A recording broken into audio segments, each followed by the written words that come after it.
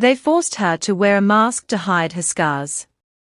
But when a wounded stranger begs for help, her mask, and the ugly truth behind it, falls off. He wasn't a beggar. He was the prince. What happens when he returns? Find out in the tale of the Masked Maid, only on FrankiStories. The valley village of Elmhaven was a place of simple rhythms, where the smell of fresh-turned earth and baking bread defined the days. For young Grace, its heart was not the square, but her father's modest woodworking shop, fragrant with cedar and oak. Thomas was a craftsman of gentle hands and quieter words, whose love for his daughter was evident in every smoothed edge and carefully fitted joint. "Remember, Grace," he would say, guiding her small hands on a tool, "true strength is like good wood. It is found in kindness, resilience, and a heart that holds its shape under pressure." Their life was not rich in coin, but in contentment. This foundation of stone crumbled the winter Grace turned 16. A sickness, sharp and brutal as a winter gale, swept through the village. It took Thomas in a matter of days, leaving Grace orphaned and adrift in a suddenly colorless world.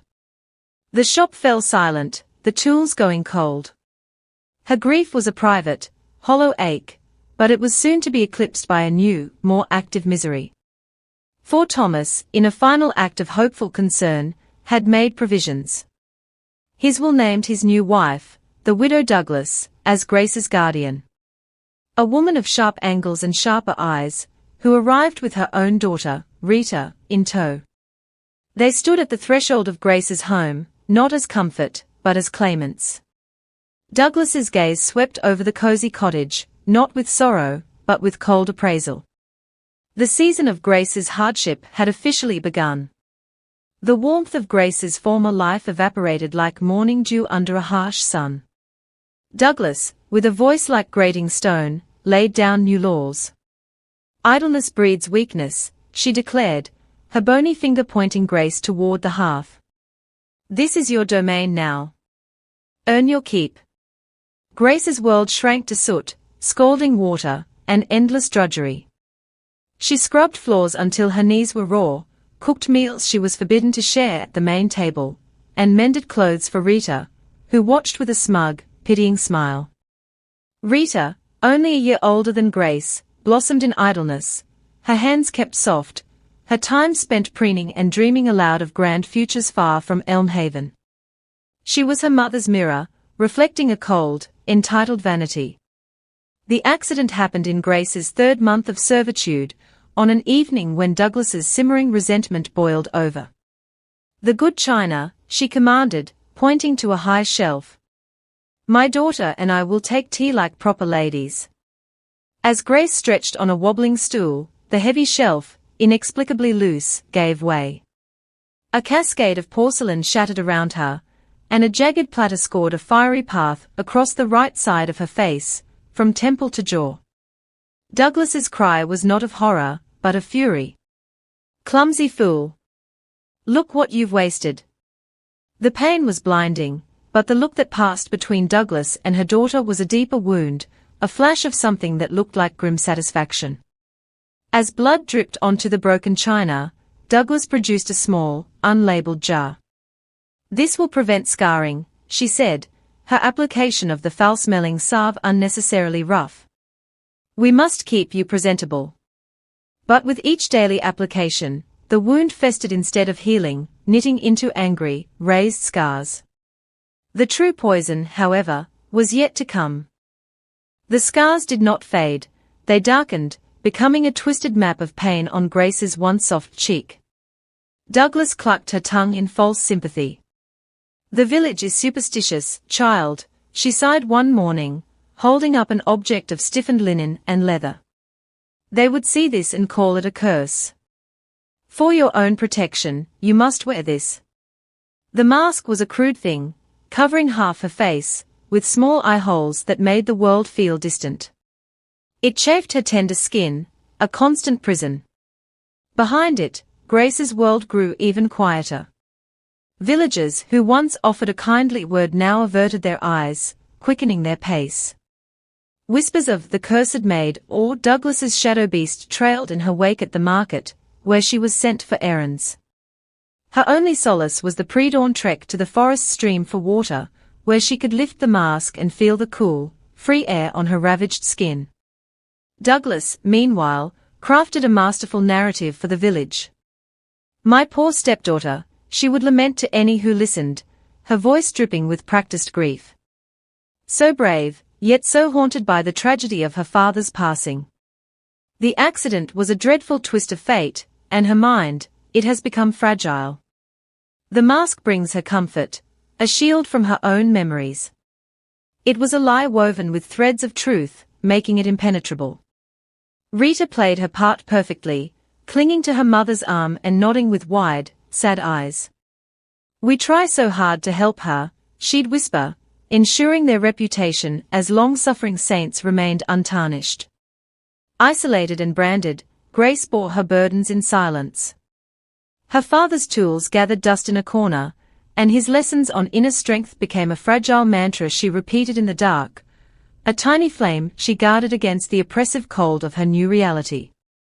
Weeks bled into months, a monotonous tapestry of labor and loneliness, until a single trumpet blast at the village square unraveled everything. The royal messenger, clad in the king's scarlet and gold, stood upon the well. Hear ye, his voice boomed, unrolling a scroll with a dramatic flourish. His Royal Highness, Crown Prince Alistair, in his wisdom and grace, shall choose his bride at a grand banquet to be held at the palace on the night of the next full moon. Every maiden of noble heart and virtuous character is hereby invited to attend. The square erupted. Dreams of glory and gowns filled the air, a palpable energy that even the mask could not fully shield Grace from. She stood at the edge of the crowd, a basket of laundry on her hip, feeling the joyful frenzy like a physical wave. Inside the house, a different frenzy took hold. Douglas clutched the official invitation, her eyes gleaming with a hard, calculating light. "This is it, my pearl," she crooned to Rita, who was already spinning before the polished metal mirror. "Our liberation. Our destiny. You will be the most radiant creature at that ball." Plans became shouts. The finest silk in the county must be acquired, dancing masters hired, every coin squeezed from the household purse, which meant even less food for Grace, even more mending by candlelight. "And you," Douglas snapped, noticing Grace quietly entering with the wash. "You will work doubly hard. Every stitch, every polish, goes toward your sister's triumph. The very idea of you attending is absurd. Your condition would be an insult to the crown." Rita giggled, holding a bolt of blue silk against herself. "Don't worry, little stepsister," she said, her voice sweet with malice. "I'll describe the chandeliers to you as you clean the ashes from the hearth."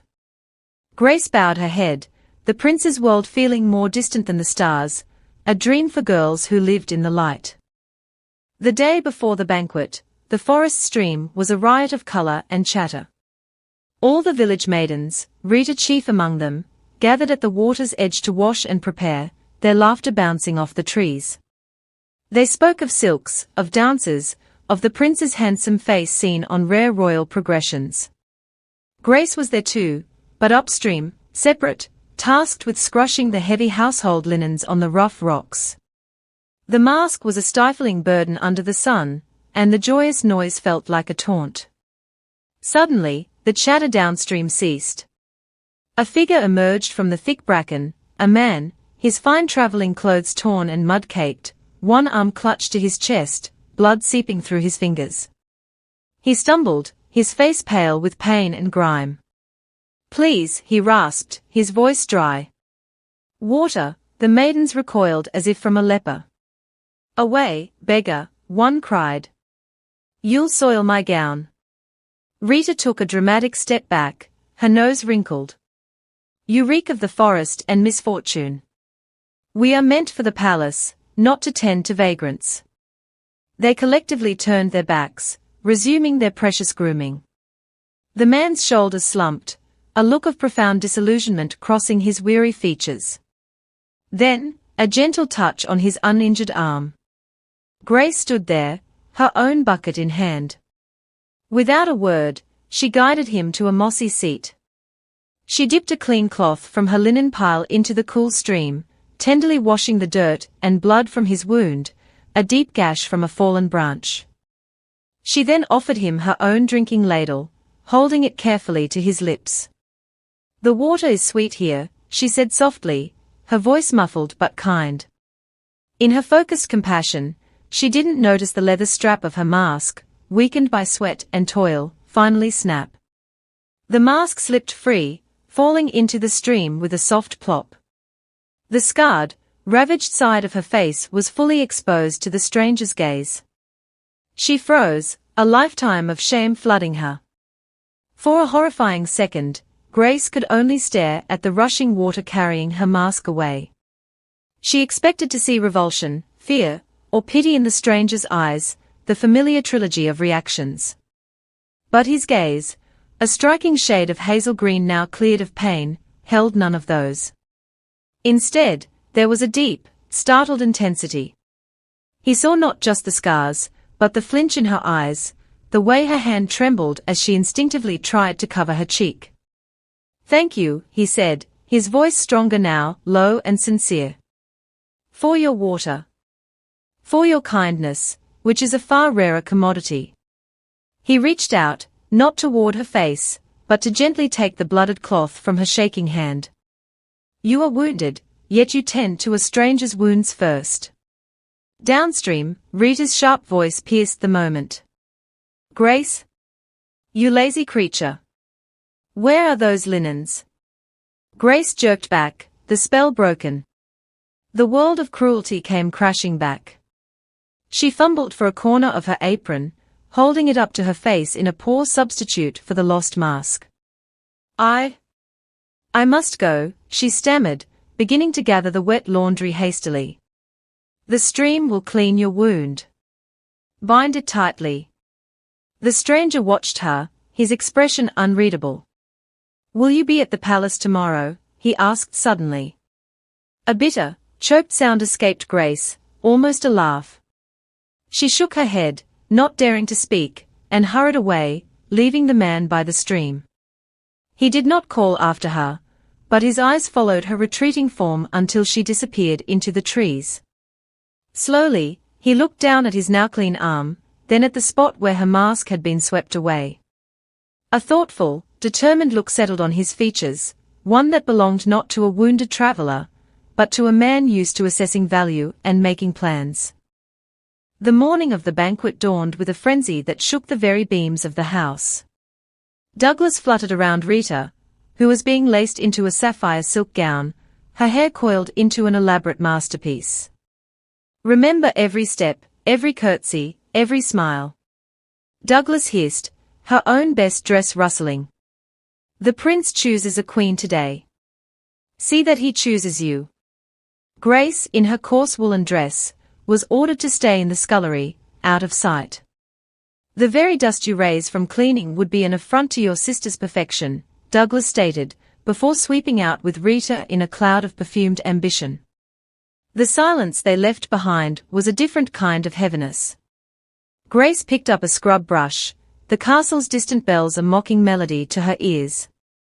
In the village square, a different royal entourage arrived, not the prince's grand procession, but a smaller, official party led by a captain of the guard, a stern man with a sharp gaze named Gareth.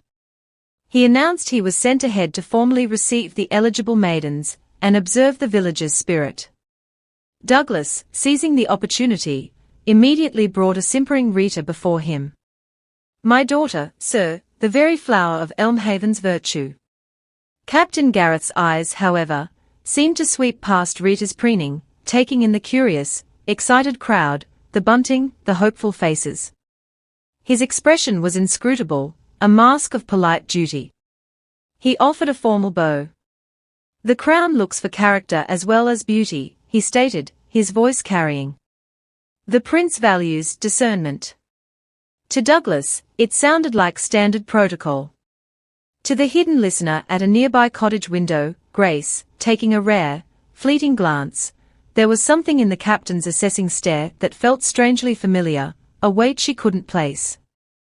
He was not just looking at the spectacle, he was studying it. The great hall of the palace was a fantasy of light. 1,000 candles reflected in gilded mirrors, and music floated over the murmur of exquisite guests. Rita, on Douglas's arm, felt a surge of triumph. She was here, among the glittering nobility, and she was certainly the most beautiful maiden from her district. She practiced the coy smiles and delicate laughs she had rehearsed, her eyes scanning for the prince. When a fanfare sounded, and Crown Prince Alistair descended the grand staircase, a collective gasp went up. He was striking, with intense hazel eyes and a bearing of quiet authority. Rita's heart hammered. This was her moment. But as he began to walk among the guests, he moved with a strange, deliberate slowness, pausing to speak not just with the lavishly dressed, but with the serving staff, the older dignitaries, even the musicians. He asked quiet questions, listening more than he spoke. From the shadows of a marble column, Captain Gareth observed it all. He watched Rita's desperate, trailing attempts to catch the prince's eye, her growing irritation when he engaged an elderly countess in a long conversation about herb gardens. He saw the other maidens similarly preening and posturing, their laughter too loud, their compliments too lavish. His face remained impassive, but his mind was a ledger, marking each refusal to make room for another, each flicker of impatience, each act of vanity.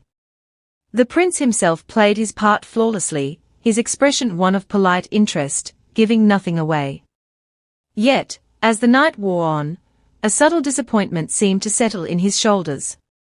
He exchanged a brief, almost imperceptible glance with Captain Gareth. The guard gave a minute shake of his head. The test, it seemed, was yielding a bitter harvest. The true jewel was not in this glittering room. The banquet reached its fever pitch. The prince had circled the hall twice, speaking to many, but bestowing no special favor. A nervous energy crackled among the assembled maidens. Finally, at a signal from Captain Gareth, the music ceased. Prince Alistair ascended the dais, his expression now unreadable as stone. The crowd held its breath. His eyes swept over the sea of hopeful faces, past Rita, who stood poised for her name to be called. "My people," he began, his voice clear and carrying, "I have witnessed great beauty here tonight.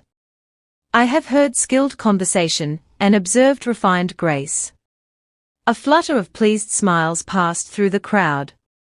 Douglas squeezed Rita's arm in triumph. Then the prince's tone shifted, cooling. "But a crown requires more. It requires a heart that sees beyond silk, and a spirit that offers compassion without expectation of reward." He paused, letting the words sink into the sudden silence. "Yesterday, in the woods near Elm Haven, I set a test. Disguised as a wounded traveler, I asked for aid from those preparing for this very banquet." A collective gasp ripped through the hall. Rita's smile froze, her blood running cold. The prince's gaze found her in the crowd, and it was no longer neutral. It was piercing. "You, maiden in the blue silk, were among those who refused me. You called me a beggar and feared my misfortune would soil your gown." Rita turned ashen. Douglas's grip became a vice. "But one soul," the prince continued, his voice softening, "scarred by the world and burdened by cruelty, stopped. She shared her water, cleaned my wound, and offered kindness without a thought for her own discomfort. In her compassion, her mask fell. And I saw not a curse, but the mark of endurance. I saw true beauty." A deafening silence gripped the great hall. All eyes were on the prince, then followed his gaze as it turned toward the massive arched entrance. There, framed in torchlight, stood Captain Gareth. And beside him, clad in a simple, clean linen dress, her face once again half hidden by a hastily replaced, frayed mask, was Grace. She trembled like a leaf, having been fetched from her scullery by the captain in a whirlwind of impossible commands. She had been led through the palace's back corridors, her mind reeling, convinced she was to be punished for some unknown transgression. Now, standing at the threshold of the glittering hall, she wished only to vanish. Prince Alistair descended from the dais. The crowd parted for him, as if by a silent command. He walked past Rita, who let out a small, choked whimper, and past Douglas, whose face was a mask of furious horror. He stopped before Grace. "Will you remove your mask?" he asked gently, his voice for her alone. "I would see again the face of the one who helped a stranger, without pretense." Tears welled in Grace's eyes, spilling onto the leather. With shaking hands, she untied the straps. The mask fell away, revealing the severe, angry scars in the candid candlelight. A murmur of shock and pity rippled through the crowd. But the prince did not flinch. He saw only the gentle brown eyes, wide with fear and confusion. He took her work-roughened hand in his. "This," he announced to the stunned assembly, "is the maiden whose character shines brighter than any jewel in this hall. This is the one I choose. Not despite her scars, but because her spirit, which bore them without becoming bitter, is flawless." A tempest of noise erupted in the hall, gasps, exclamations, the rising buzz of scandalized gossip. But within the eye of that storm, a quieter devastation was unfolding. Douglas, her face a rigid mask of defiance, opened her mouth to protest, to weave some new lie. But before a sound could escape, a wail tore through the air. It was Rita. The weight of the prince's gaze, the public humiliation, and the terrifying prospect of her mother's wrath now turning to ash, shattered her composure. She fell to her knees, the beautiful sapphire silk pooling around her like a trap. It was her. Rita screamed, a trembling finger pointing not at Grace, but at her own mother. The crowd fell silent, riveted. "She made me do it. She made me lie." Grace's face, "It wasn't an accident." Douglas hissed, "Rita, silence." But the dam had broken. Rita sobbed, words tumbling out in a frantic, terrified confession. The shelf, she loosened it herself. She said Grace was too much like her dead mother, too beautiful, too beloved by Thomas. She said Grace's prospects would overshadow mine. Each word was a hammer blow. And the salve, it wasn't medicine. It was a paste to keep the wound foul, to prevent healing. She said the scars would make her a ghost, no threat to us. The horrific truth, laid bare, was more shocking than any curse. Grace stood frozen, the prince's hand still holding hers, the only anchor in a world that had suddenly tilted. She stared at Douglas, not with anger yet, but with a profound, dawning horror. The years of pain, the isolation, the mask, all of it had been a deliberate, calculated act of jealousy. Prince Alistair's face, which had been filled with gentle conviction for Grace, hardened into an expression of cold, regal fury. He turned from Rita, who now wept incoherently on the floor, to Douglas. The woman stood stiff-backed, her eyes blazing with hatred, but the truth had stripped her of all power to manipulate.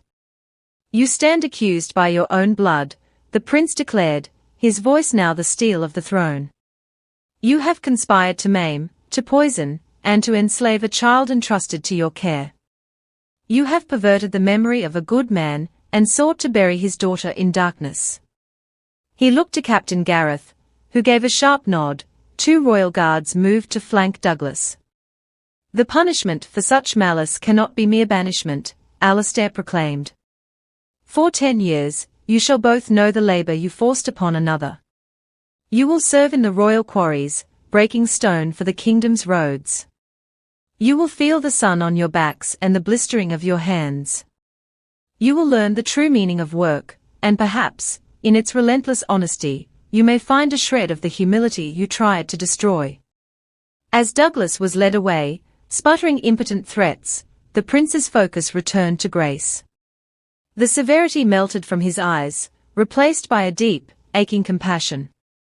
He saw her trembling, not from fear of him, but from the seismic shock of the revealed truth. Your scars, he said softly, for her ears alone, were never your shame. They were a testament to her crime. And now, they will be erased. Grace was brought to the royal apartments, not as a servant, but as a revered guest. The prince summoned the royal physician, and the wise women of the court who knew the secrets of herbs and healing. They examined her scars under bright light, sniffed the residue of the foul salve from the now confiscated jar, and conferred in low, serious tones. The poison is known to us, Your Highness, the eldest healer, Mayor, said. A bitter root that mimics infection, and stops the skin's natural knitting. The good news is its work is superficial. It lies on the wound, it does not root in the blood. The skin beneath, it is wounded, but alive. A regimen began. Gentle poultices of honey and calendula were applied to draw out the lingering toxicity. Soothing balms of aloe and royal jelly followed to nourish the starved tissue. Grace sat through it all in a state of quiet awe, treated with a kindness that felt foreign and fragile. The prince visited daily, not always speaking, often just sitting with her, sharing quiet companionship. He brought her small things, a book of illuminated poetry, a sprig of lavender from the gardens. He was giving her time, not just for her face to heal, but for her soul to begin its own mending, to believe that this sanctuary was real and would not be snatched away. For the first time since her father's death, Grace slept through the night without fear, her door unlatched, her face cleansed of both mask and poison.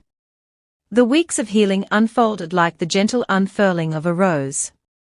The angry, raised tissue of Grace's scars softened, smoothed, and faded to thin, pale lines.